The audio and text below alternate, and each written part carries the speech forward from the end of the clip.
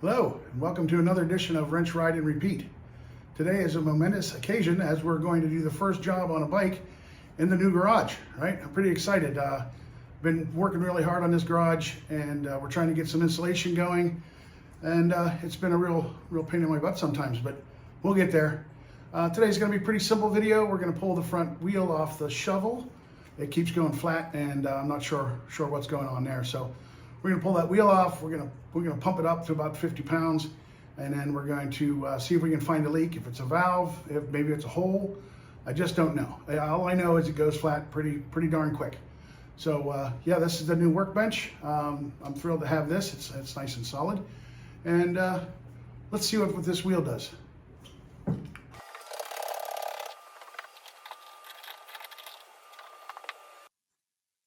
So here we go. Let's see, I got the tools ready. I got the Allen wrench. We're going to pull the brake calipers. The only thing I forgot was down in my other shop is a thin piece of plastic wedge that I can push the brake pads back apart to put them back on the rotors.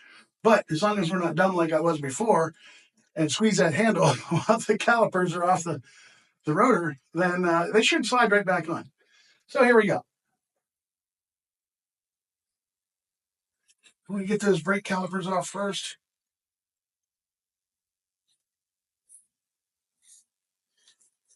Let me turn this toward everybody here. Now these are the old style calipers that have the shaft in them, and then there's nuts in,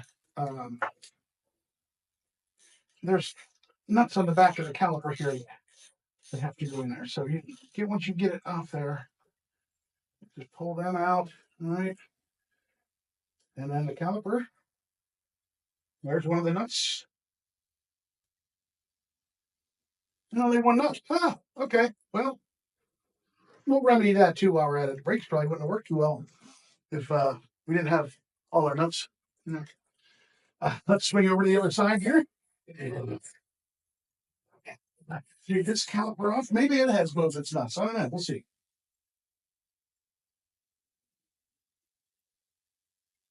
What's funny is I had this apart a while ago.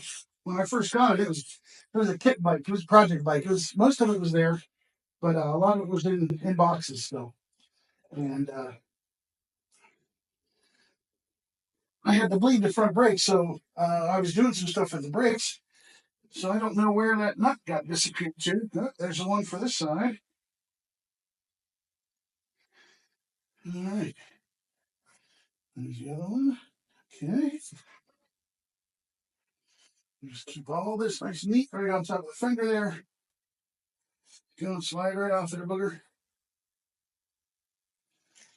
And there's a nut on that side. Okay, so the calipers are out of the way. And I think I'm going to set those off to the side so they don't end up spilling. Ah, there's that nut. It fell down in the wheel hub. See, I knew what I was doing. And then we're going to jack this thing up a little bit and break that main nut off, and we'll get this wheel off.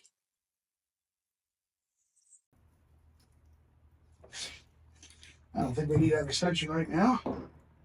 Set him out of the way. All right.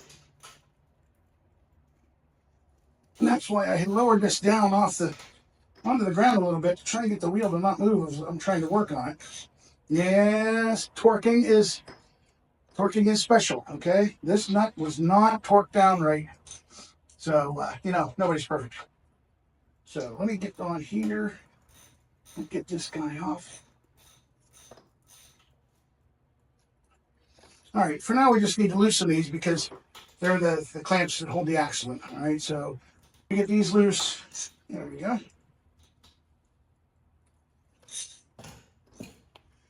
And then we'll Get that axle pulled out, and then we'll jack the bike up a little bit.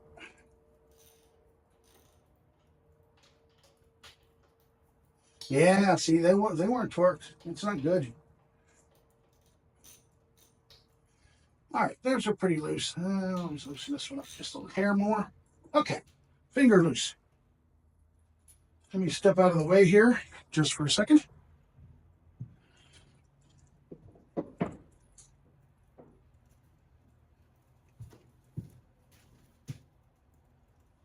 Then I need my big wrench. It was my favorite crescent wrench.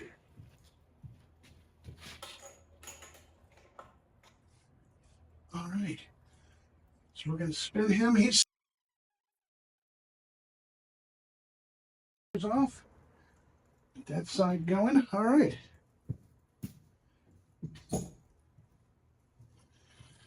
See if we can get this axle out of here without beating on the bike. I'll do it.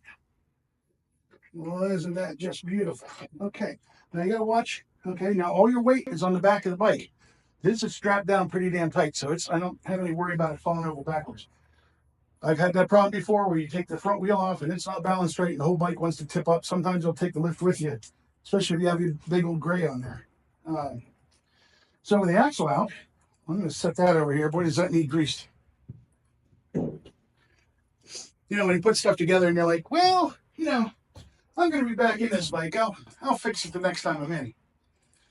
Okay, so on this side, on the right side, on these older bikes, they have a cable-driven speedometer. And so when you take the wheel off, you have to watch that. And it's got a little tab on it that sticks in the rotor. As the wheel spins, it turns that cable that runs the speedometer. So I'm going to jack this sucker up now so we can clear that fender. And hopefully we can get this wheel out without the back of the bike falling down on us.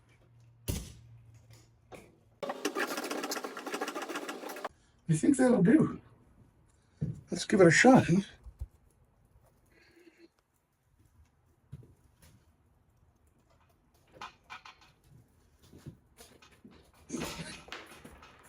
There's that nut. Okay, so we're having some issue with getting that tire, even though it's flat, it still doesn't want to come out from between the forksies. All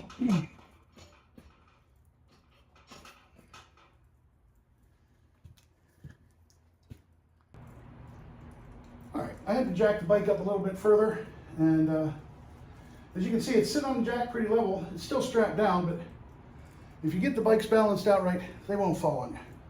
All right, let's get this guy over to the workbench and see what it's all about.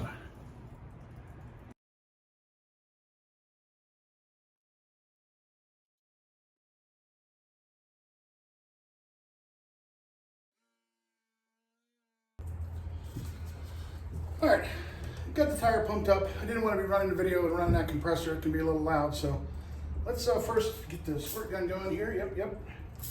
We'll just give it a good squirt right around the bead. All right. Yep. Right there, right off the bat. Okay. Blowing bubbles like crazy, right there. All right. So that's a start. We know we got to mark. Let me find a pen here real quick. We'll just mark that right there. Yeah, there's another one. Okay. Yeah, I know it's black on black, but it'll do. So there's more than one there. Is there any others? Let me see right here. Yeah, looks like there's one right here also. So what this is indicative of is these aluminum rims, they corrode, right? And they don't make a good bead, and they leak like that. So let's flip this guy over and track the other side. All right, same thing. We're squirt around, soapy water. Sorry, I said there would be no singing, and I almost broke my own rule. So on this side, looks pretty good. I don't see any bubbles going, anything like that.